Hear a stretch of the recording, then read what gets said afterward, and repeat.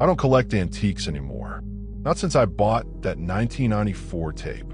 My name is Liam, and I used to run a small antique shop in a fog-drowned town in Oregon, the kind of place where everything feels slightly forgotten, like the world moved on and left it behind. It started with an estate sale at an abandoned farmhouse. Locals said the family vanished overnight back in 1994. No signs of struggle, no body, just absence. In the basement, I found it. A heavy wooden reel-to-reel recorder. Panasonic, old, but strangely well-preserved, like it had been kept away from time itself. Inside it was a single, unlabeled tape. I should have left it there. The seller even refused to look at it, like it offended him. But I bought it anyway for $20. That night, I played it in my empty shop while rain hammered against the glass.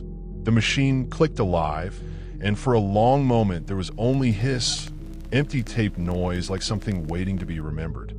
Then a child's laugh emerged, slowed down and wrong, stretching unnaturally through the speakers. A girl whispered, "Daddy." The man on the wall is playing the skin game again. My hand froze over the stop button. Before I could react, a second voice came through, a man crying, struggling to breathe through panic. He said he locked the basement, but whatever was inside didn't come through the door. It grew under the floorboards instead. Something wet dragged through the audio after that. Not just a sound, but a texture, like cloth being torn underwater. Then a sharp click cut everything off, leaving only static hiss. And then I noticed the smell. Oat, damp hair, old blood that felt like it had been sitting in the air for years. The next morning, I made a mistake worse than playing it again. I went live on a Reddit stream, pointing my phone at the recorder, trying to see if anyone recognized the voices. I played the tape again while reading the chat as it lit up with disbelief, jokes, and warnings. Then one comment appeared that stopped everything. "Don't look at your monitor." I looked anyway. My security screen showed my shop behind me, normal at first, empty and still. Then the tape hit that same click sound, and something in the reflection of the window changed.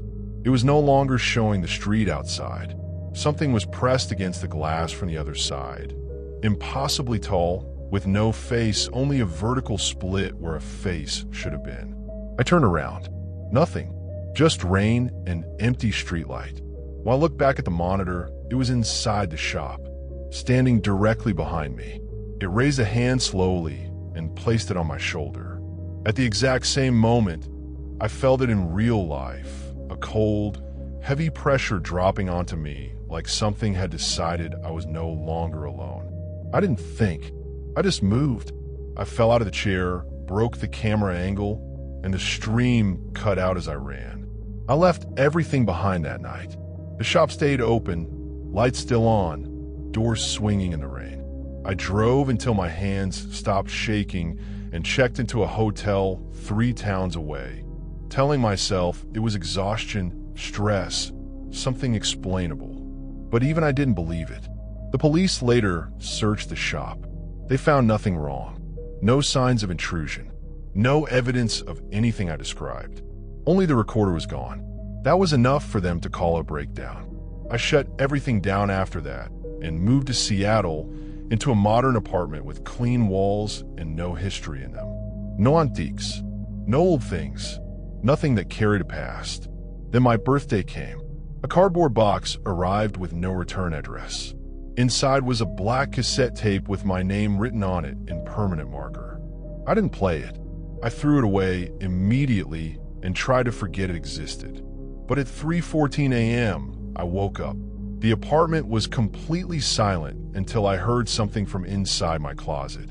A soft, rhythmic whirring, like tape spinning inside a machine that shouldn't be there. The closet door slowly shifted open by itself, just a crack at first, then wider, as if something inside was breathing it open. And then I heard my own voice coming from the darkness. It was me, screaming the same scream from that night in the hotel bathroom, but slowed down, distorted, like it had been dragged through water. Underneath, it was another sound, a steady wet tapping growing closer, moving toward the bed, as if something inside the recording had learned how to reach me without needing the tape at all.